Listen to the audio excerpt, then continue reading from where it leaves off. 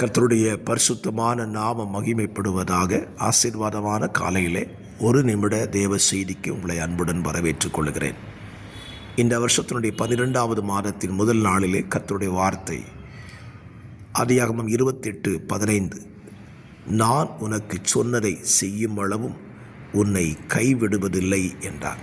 யாக்கோபுக்கு தேவன் தாம் சொன்னதை செய்து முடிக்கிற வரைக்கும் அவர் கைவிடவில்லை. இன்றைக்கும் உங்கள் வாழ்க்கையில் கர்த்தர் உங்களுக்கு என்ன சொல்லி வைத்திருக்கிறாரோ அதை செய்து முடிக்கிற வரைக்கும் அவர் உங்களை கைவிட மாட்டார். இந்த வார்த்தையை இன்றைக்கு நீங்கள் விசுவாசித்து அறிக்கை செய்யுங்கள்.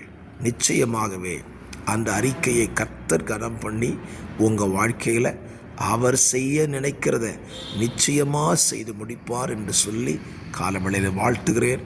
விசுவாசியுங்கள், நன்மையை பெற்றுக்கொள்வீர்கள். ஆமென்.